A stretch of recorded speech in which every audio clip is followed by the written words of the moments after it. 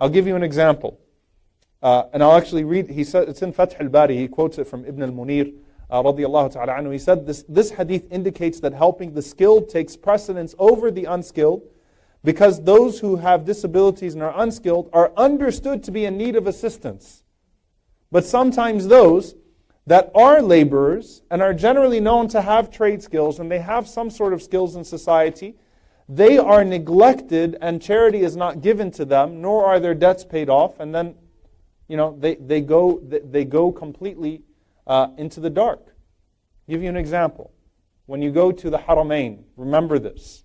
The people most deserving of your charity are those that are working around the Haram. Now they're cleaning up around, you might assume, well, that person has a salary, right? Let me go help this person. And I'm not saying don't help the person on the side of the street. I'm saying that you might, what Ibn Hajar rahimahullah is saying actually has great wisdom to it. And he says this is what the Prophet ﷺ is conveying to us with as well, that you might overlook the one who's working or who appears to have some sort of skill and some sort of trade and think that they can't possibly be disadvantaged, but they might be suffering. All right, and you can read the old writings on the trade unionists and the working class. And the labor class throughout the history of the world often gets caught in between, and frustration and anger grows. All right?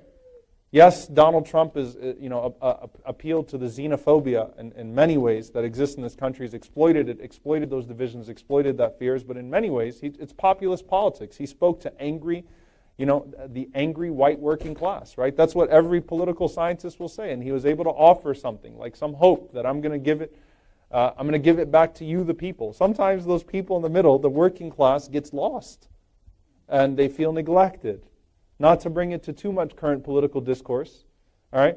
But in many ways, this is what Ibn Hajar rahimahullah is saying, that the Prophet ﷺ is saying to Abu Dharr radiyallahu ta'ala anhu. You assist someone that appears to not have a disadvantage, appears to not be unskilled or not be in a dangerous position of poverty, because people might be neglecting that person. The second one, the second fa'idah, the second wisdom we take from this hadith is the very famous saying of teaching a man to fish versus giving a poor man, a hungry man, a fish. Okay? So yasna'u li akhraq has the layer as well that sometimes there are people that are inherently disadvantaged.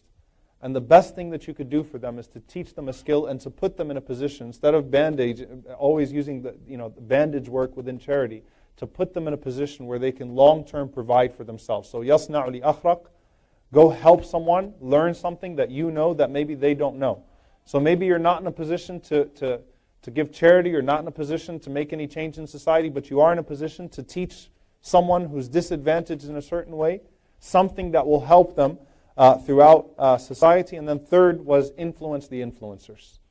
Influence the influencers. Go to those which I already spoke about.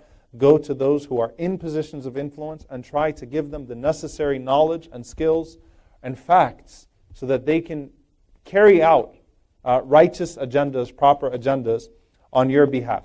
Ad-dalu ala al-khayr kafa'ili. Prophet ﷺ mentioned the one who guides to something good is just like the one who does it. So that's in this capacity. And also the Prophet ﷺ says, Man sanna fil islami sunnatan hasana. Whoever starts off a good or establishes a good tradition, so you give charity and other people give charity, then you have the ajr of the one who did it and the one that you guided to without losing anything that you yourself did.